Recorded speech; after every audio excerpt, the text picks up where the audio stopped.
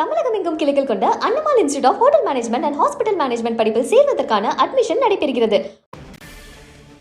அகமதாபாத்திலிருந்து London நோக்கி புறப்பட்ட Boeing dream liner விமானமானது புறப்பட்ட 2 நிமிடத்தில் வெடித்து சிதறியிருக்கிறது.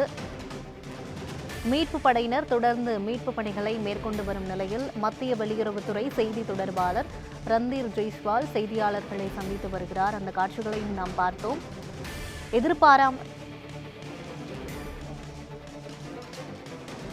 குஜராத்திலிருந்து லண்டன் நோக்கி ஏர் இந்தியா விமானம் AI-171 பயணம் மேற்கொண்டிருக்கிறார்கள். பயணம் தொடங்கி ஓடுபாதை 23 பிற்பகல் 1:38 மணிக்கு கிளம்பியிருக்கிறது. அகமதாபாத் மெகானி நகர் பகுதியில் இந்த விபத்தானது ஏற்பட்டிருக்கிறது. விபத்து ஏற்பட்ட நேரம் பிற்பகல் 1:43. 230 பயணிகள், விமான ஊழியர்கள் 10 பேர், விமான ஓட்டிகள் 2 பேர் இந்த கோர விமான விபத்தில் பயணித்தவர்கள். இந்தியர்கள் 169 பேரும், பிரிட்டிஷ் நாட்டவர்கள் 53 பேரும், கனேடியர் 1 பேரும், போர்த்துகல் 7 பேரும் இந்த விமானத்தில் பயணம் செய்திருக்கிறார்கள். கேப்டன் சுமித் சபர்வால் இந்த விமானத்தில் 8200 மணி நேர விமான பயிற்சி அனுபவம் பெற்றவர். இந்த விமானத்தில் பயணம் செய்த 2 விமானிகளும் அனுபவம் வாய்ந்தவர்கள். துணை விமானி கிளைவ் குந்தர் 1100 மணி நேர விமான பயிற்சி அனுபவம் மிக்கவர்.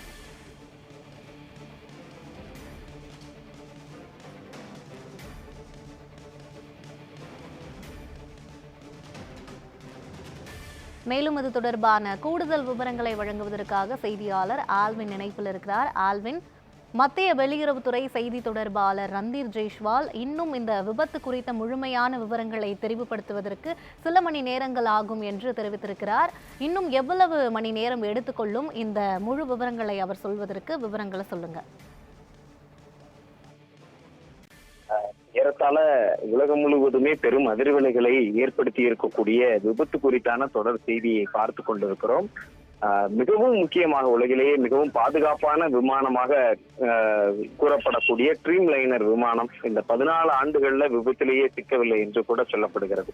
அப்படிப்பட்ட விமானத்தில் பயணம் செய்திருக்கக்கூடிய நிலையில இன்றைய தினம் அது மிகப்பெரிய விபத்தை சந்தித்திருக்கிறது.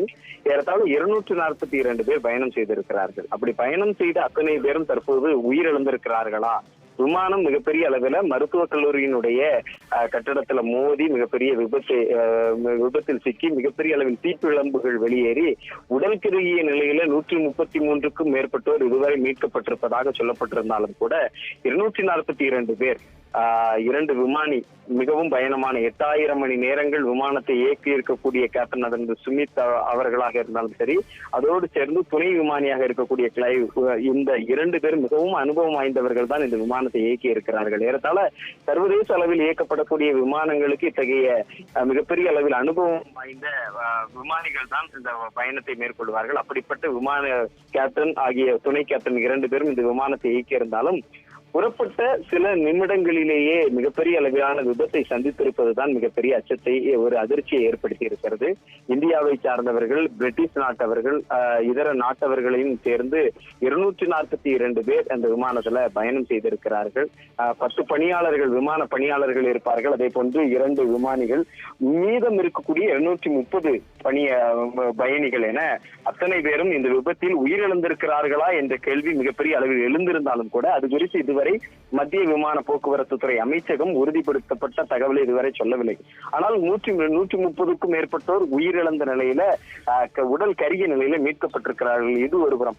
ஆனால் தற்போது அது மோதி இருக்கக்கூடிய இடம் என்பது மருத்துவக் கல்லூரி மாணவர்களுடைய விடுதி. அந்த விடுதியினுடைய காட்சிகளை பார்த்தால் தெரியும். அங்கு உணவருந்தி கொண்டிருந்த மாணவர்கள், அங்கு இருந்த மாணவர்களும் காயமடைந்திருக்கிறார்கள். அப்படி காயமடைந்தவர்களாக 25 பேரினுடைய பெயர்களை அகமதாபாத் காவல்துறை தற்போது வெளியிட்டிருக்கக்கூடிய தகவலை நம்மால் பார்க்க முடிகிறது. அவர்கள் 25 பேரும் சிகிச்சை பெற்று வருவதாக அவர்கள் சொல்லியிருக்கிறார்கள். அப்படி சிகிச்சை பெற்று வரக்கூடிய அனைத்து பேருமே மருத்துவ கல்லூரியில் படிக்கக்கூடிய மாணவர்கள், மருத்துவர்களாக இருக்கக்கூடும் என்று சொல்லப்பட்டிருக்கிறது. எனினும் கூட கூடுதல் தகவல்களுக்கான அவசர கால எண்களையும் அகமதாபாத் காவல்துறை ஒருபுறம் வெளியிட்டிருக்கிறது. இதெல்லாம் அடுத்தடுத்த கட்ட நடவடிக்கைகள். தற்போது ராணுவத்தினரும் இந்த மீட்பு படையில ஈடுபட்டிருக்கக்கூடிய தகவல் என்பதும் சொல்லப்பட்டிருக்கிறது. உடனடியாக ஏறத்தாழ 1:40 மணிக்கு அந்த விபத்து நடைபெற்று இருக்கக்கூடிய நிலையில துரிதமாக அந்த ராணுவத்தினர் வருகை தந்து அங்கு அவர்களும் மீட்பு பணியில ஒருபுறம், அந்த குஜராத் மாநிலத்தினுடைய மீட்பு படையினர் ஒருபுறம், காவல்துறையினர் ஒருபுறம் என்று அங்கு மீட்பு பணிகள் மிகப்பெரிய அளவுல நடைபெற்று வருகிறது. எனினும் கூட இந்த விபத்தில் எத்தகைய பாதிப்புகள் ஏற்பட்டிருக்கிறது, எத்தனை பேர் உயிரிழந்திருக்கிறார்கள் என்ற முழுமையான விவரங்களை தெரிவிப்பதில் தாமதம் ஏற்படுவதற்கான காரணம் என்னவாக இருக்கும் என்று சொன்னால், அதில் இருந்திருக்கக்கூடிய அனைவரும் மீட்கப்பட்டு விட்டார்களா, இன்னும் அந்த கட்டிடம் மிகப்பெரிய அளவில் சேதத்தை சந்தித்திருக்கும் போது அந்த கட்டிடத்தினுடைய இடிபாடுகளில் எத்தனை பேர் சிக்கி இருக்கிறார்கள் என்பதெல்லாம் நாம் கண்டறிய வேண்டிய ஒன்றாக இருக்கும். அப்படி கண்டறிந்த பின்பு தான் அதற்கான முழுமையான தகவலை சொல்ல முடியும். ஏனென்று சொன்னால் சர்வதேச அளவில் வெளிநாட்டினரும் இதில் பயணித்திருக்கிறார்கள், அவர்களுடைய விவரங்கள் என்னவாக இருக்கிறது என்று பல்வேறு தகவல்களை ஒட்டுமொத்தமாக சேகரிக்க வேண்டிய தேவை இருப்பதனுடைய காரணமாக அந்த முழுமையான தகவல்கள் தெரிவிப்பதில் ஒரு காலதாமதம் இருப்பதாக நாம் பொருள் கொள்ள வேண்டிய தேவை இருக்கிறது. ஆகவே மிக விரைவாக அந்த தகவல்களும் எடுக்கப்படும். இந்த மீட்பு பணிகள் முடிப்பதற்கான ஏறத்தாழ ஒரு 130க்கும் மேற்பட்ட ராணுவத்தினர் அதுல மீட்பு பணிகள், அந்த மாநிலத்தினுடைய தீயணைப்பு மீட்பு படையினர் ஒருபுறம் என்று தொடர் விமானத்தினுடைய அந்த மீட்பு பணிகள், அந்த தற்போது ஏற்பட்டிருக்கக்கூடிய அந்த விபத்து தொடர்பான மீட்பு பணிகள் ஒருபுறம் நடைபெற்றுக் கொண்டிருக்கிறது. இந்த ஏர் இந்தியா நிறுவனம் என்பது மிக முக்கியமாக இது இந்திய அரசினுடைய ஒரு அங்கமாக இருந்தது. ஆனால் தற்போது அது மீண்டுமாக தனியார் மையத்திற்கு சென்றுவிட்ட காரணத்தின் காரணமாக அது டாடா நிறுவனத்தினுடைய கட்டுப்பாட்டில் இருப்பதாக எல்லாம் சொல்லப்பட்டாலும் அவர்கள் அந்த டாடா நிறுவனத்தினுடைய குழும தலைவர் நேரடியாக விபத்து நடைபெற்ற அந்த இடத்திற்கு சென்றிருக்கக்கூடிய ஒரு தகவல் என்பது சொல்லப்பட்டிருக்கிறது. இப்படியாக அங்கு அடுத்தடுத்த கட்டமான அந்த மீட்பு பணிகள், ஏன் இந்த விபத்து நடைபெற்றது, இந்த விபத்து நடைபெற்றுவதற்கான காரணம் குறித்து முழுமையான அறிக்கையை மத்திய அரசானது ஏர் இந்தியா நிறுவனத்திடம் கேட்டிருக்கிறது. ஏர் இந்தியா நிறுவனம் அந்த விமானத்தினுடைய தன்மை என்னவாக இருந்தது, என்ன காரணம் என்பது என்று குறித்து முதல் கட்ட அறிக்கையை மத்திய அரசிடம் விரைவில் தாக்கல் செய்யும் என்றும் எதிர்பார்க்கலாம்.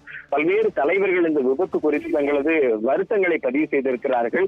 பிரதமர் மோடி, குடியரசுத் தலைவர், அதே போன்று உள்துறை அமைச்சர், மத்திய விமானத்துறை அமைச்சர், விமான போக்குவரத்து துறை அமைச்சர் எல்லாம் இதற்கான தங்களது ஆழ்ந்த வருத்தங்களை பதிவு செய்திருக்கிறார்கள். அதே போன்று பிரிட்டிஷ் நாட்டின், இங்கிலாந்து நாட்டினுடைய பிரதமர், மற்ற இதர நாட்டினுடைய தலைவர்களும் தொடர்ந்து இந்த மிகப்பெரிய அளவிலான விபத்து குறித்து தங்களது வருத்தங்களை பதிவு செய்திருக்கிறார்கள். நான் முன்பதாகவே குறிப்பிட்டது போன்று ஒரு 625 அடி உயரத்தில் இந்த விமானம் பறந்த போதுதான் அது அப்படியே கீழே விழுந்து அந்த கட்டிடத்தில் மோதி விபத்து ஏற்பட்டிருக்கிறது. அந்த கட்டிடத்தில் மிகப்பெரிய அளவில் உருக்குலைந்திருக்கக்கூடிய காட்சிகளை கூட நம்மால் பார்க்க முடிகிறது. அங்கு தொடர்ச்சியான மீட்பு பணிகளில் ராணுவத்தினர் ஈடுபட்டிருக்கிறார்கள், அனைத்து தரப்பினரும் ஈடுபட்டிருக்கிறார்கள். இன்னும் எத்தனை உடல்கள் மீட்கப்பட்டிருக்கிறது, அத்தனை உடல்களும் மீட்கப்பட்டாலும் அந்த உடல்களை அடையாளம் காண்பதில் இருக்கக்கூடிய சிக்கல்கள் என்பது மிகப்பெரியது. ஏனென்று சொன்னால் அந்த உடல்கள் அனைத்தும் அது மிகப்பெரிய அளவில் தீப்பிழம்பாக வெடித்திருக்கக்கூடிய நிலையில அந்த உடல்களினுடைய அடையாளம் காணுவதில் மிகப்பெரிய சிக்கல் இருக்கும்.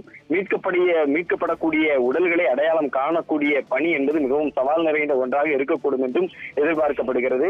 எனினும் கூட தொடர்ச்சியான மீட்பு பணிகள் முழுமையாக முடிவடைந்தால் அனைத்து தகவலும் இதில் இருக்கும். மிகப்பெரிய அளவிலான விபத்து நடைபெற்றிருந்தாலும் நமது அடுத்தடுத்த கட்டமான மீட்பு பணிகள் என்பது பல்வேறு கட்டங்கள்ல நடைபெற்று வரக்கூடிய தகவலையும் பார்க்கப்படுகிறது. எனினும் கூட இந்த விபத்து நடைபெற்ற நிலையில அகமதாபாத்தில் இருக்கக்கூடிய அந்த விமான நிலையம் என்பது சில மணி நேரம் அந்த சேவையை நிறுத்தி வைக்கப்பட்டிருந்த நிலையில மீண்டும் அது அங்கு சேவையை தொடங்கி இருக்கிறது. அகமதாபாத்தினுடைய விமான நிலையத்துல மீண்டும் விமான சேவைகள் என்பது செயல்பட்டு இருக்கிறது. அடுத்தடுத்தமான கட்டங்களுக்காக யாருக்கேனும் ஏதேனும் தகவல்கள் தேவைப்பட்டால் அகமதாபாத், அதே போன்று டெல்லி உள்ளிட்டவைகளுக்கான கட்டுப்பாட்டு அறைகளினுடைய எண்கள் எல்லாம் கொடுக்கப்பட்டிருக்கிறது. அதில் தொடர்பு கொண்டு அவர்கள் உறவினர்கள் குறித்த தகவல்களை கூட பெற்றுக்கொள்ள முடியும் என்றும் சொல்லப்பட்டிருக்கிறது. எனினும் கூட ஒரு 25 பேர் முதல் கட்டமாக சிகிச்சை பெற்று வரக்கூடியவர்களுடைய தகவல்களை அகமதாபாத் நகர காவல்துறை வெளியிட்டிருப்பதை நம்மால் பார்க்க முடிகிறது.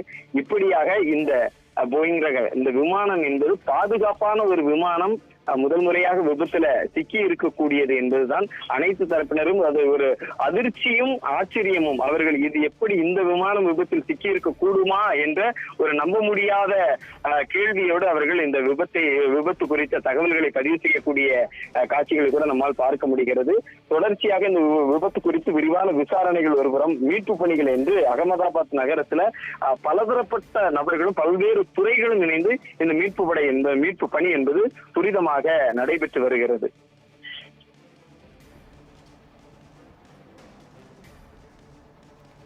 விவரங்களுக்கு நன்றி ஆல்வின்.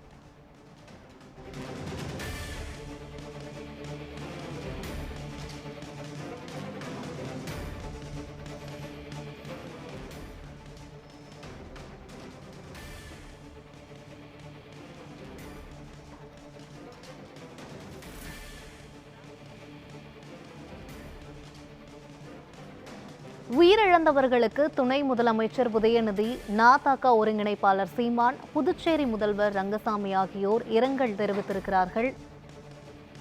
விமான விபத்து காரணமாக அரசியல் கட்சி தலைவர்கள் இரங்கல் தெரிவித்து வருகிறார்கள். அந்த வகையில் தாவேக தலைவர் விஜய், நாதக ஒருங்கிணைப்பாளர் சீமான் ஆகியோர் இரங்கல் பதிவை வெளியிட்டு வருகிறார்கள். மத்திய வெளியுறவுத்துறை செய்தி தொடர்பாளர் ரந்தீர் ஜெய்ஸ்வால் எதிர்பாராமல் இந்த விபத்து ஏற்பட்டதாக செய்தியாளர் சந்திப்பில் தெரிவித்திருக்கிறார். உயிரிழந்தவர்களின் எண்ணிக்கை மேலும் உயர வாய்ப்புள்ளதாக அச்சமடைந்திருக்கிறார்கள்.